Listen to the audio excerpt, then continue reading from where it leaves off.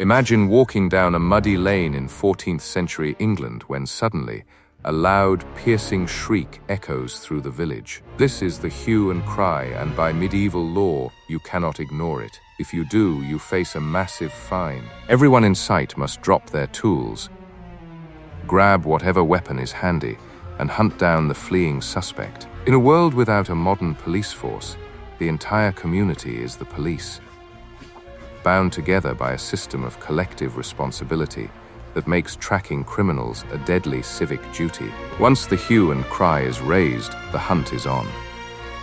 If the suspect is caught red-handed with stolen goods or a bloody weapon, things move incredibly fast. Local officials known as constables or tithing men will seize the accused, binding their hands with rough hemp rope. There are no Miranda rights here. In fact, if a criminal is caught in the act and tries to fight back, the villagers are entirely within their legal rights to execute them on the spot without ever stepping foot inside a courtroom. For less obvious crimes, the process begins at the 100 Court or the County Court. These local assemblies met regularly to handle small property disputes, minor thefts, and personal grievances. Here, the local community, under the guidance of a sheriff or bailiff, debated who was at fault. To ensure compliance, medieval English law grouped men into units of 10 called tithings. If one member of the tithing broke the law, the other 9 were legally and financially responsible for producing him in court, forcing neighbors to closely spy on one another. If you survive the initial arrest or summons, your next destination is the local gaol. Medieval jails were not meant for long-term rehabilitation or punishment. They were merely holding pens until royal judges arrived. Conditions were notoriously horrific. Prisoners were crammed into dark, damp, unventilated stone dungeons or castle towers, often chained to the walls. Starvation was a very real threat, as the crown did not provide food. If you didn't have family or friends to bring you bread, or money to bribe the gaoler, you might starve before your trial even began. While waiting in the dark, a prisoner had a few desperate choices, and one of the most fascinating was seeking sanctuary. By fleeing into a registered Christian church, a criminal could claim the protection of God. For 40 days, the secular authorities could not touch them. During this time, the accused had to make a choice: face trial or confess to the coroner and choose abjuration of the realm. This meant permanently banishing themselves from England, walking barefoot in a sackcloth gown to a designated port, never to return on pain of death. Another path out of the dungeon was becoming an approver. If an accused felon confessed to their crime, they could offer to appeal or accuse their alleged accomplices in exchange for a royal pardon. This turned the legal system into a ruthless game of survival. The approver had to prove their claims by physically defeating each of their accomplices in a series of judicial duels.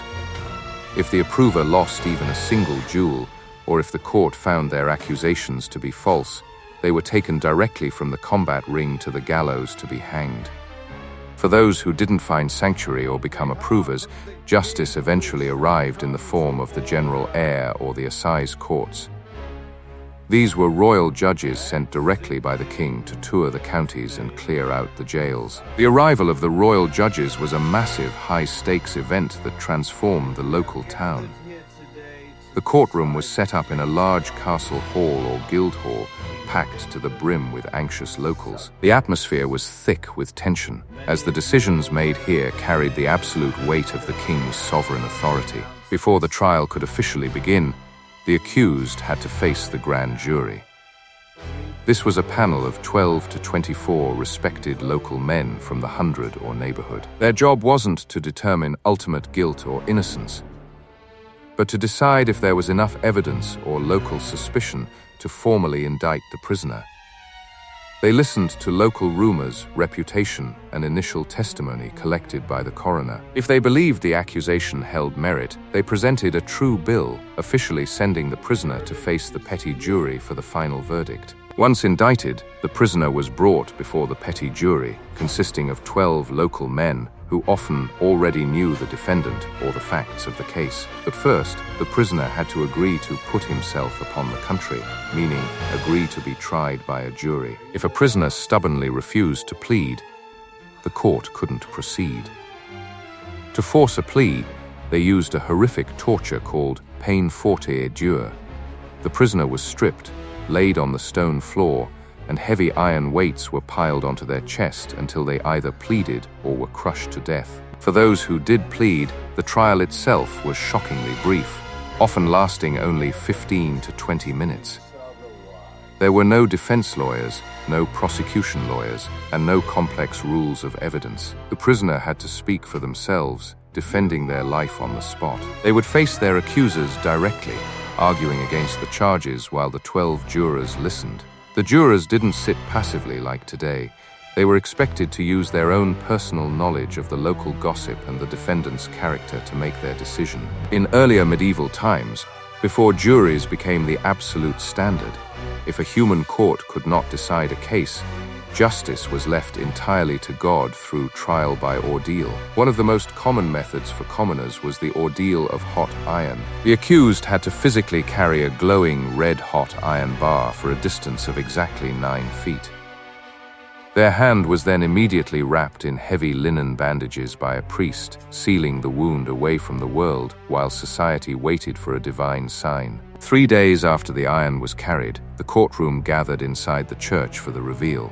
The priest would solemnly unwrap the bandages. If the burn wound was healing cleanly without infection or suppuration, it was seen as an undeniable miracle, God declaring the person innocent. If the wound was festering, rotten, or heavily infected, God had explicitly judged them guilty, and their earthly punishment would begin immediately. It was a system where medical luck was interpreted as absolute divine truth. Another terrifying method was trial by water, heavily used for witchcraft, sorcery, or low-status theft cases. The accused was bound tightly with ropes, combining their hands and feet, and lowered into a deep pool of holy water that had been formally blessed by a priest. The underlying logic was deeply paradoxical.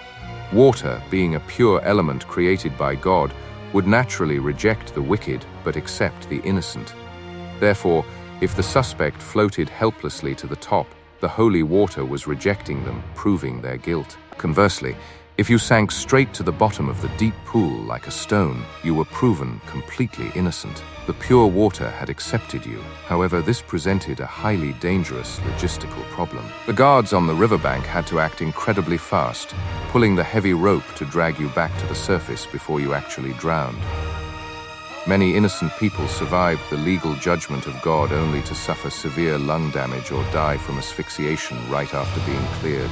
For noblemen and elite warriors accused of treason, serious political crimes, or high-value thefts, justice took a much more physical and dramatic form: trial by combat. The accuser and the defendant would fight each other in a formalized duel inside a secured, rope-bound ring. It wasn't about who was the better warrior or who had the sharper sword.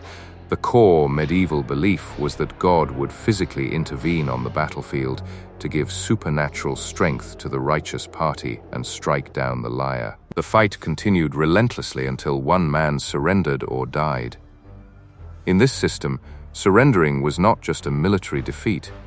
It was a formal, legal admission of guilt, proving that God had abandoned you for lying. If a defeated fighter survived the combat but had cried out the word craven to yield, they were considered an infamous felon. They were stripped of their honors and taken directly from the bloody mud of the combat ring straight to the nearest gallows to be executed anyway. After the evidence was heard or the divine ordeal concluded, the petty jury would retire to reach their verdict. Unlike modern juries, they weren't given comfortable rooms, beds, or refreshments. They were locked tightly in a cold, dark room without bread, drink, water, or fire until they reached a completely unanimous decision. This brutal deprivation ensured that deliberations didn't drag on for days. Under these conditions, a verdict of either guilty or innocent was hammered out remarkably fast, driven by hunger and freezing temperatures.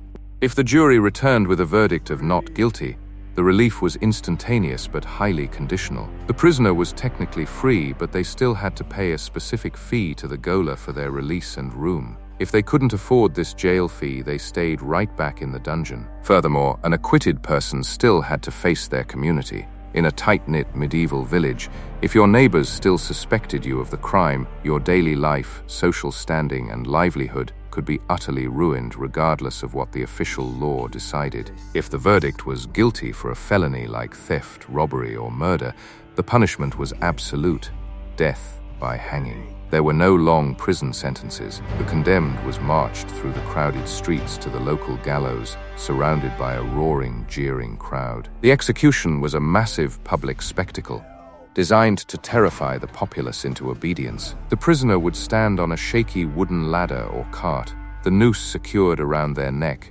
before the support was abruptly kicked away, leaving them to swing in the wind. From the sudden alarm of the hue and cry to the swift final drop of the gallows rope, medieval English justice was fast, communal, and incredibly brutal. It relied not on forensic science, fingerprints, or professional police, but on the eyes of your neighbors and the perceived judgment of God himself.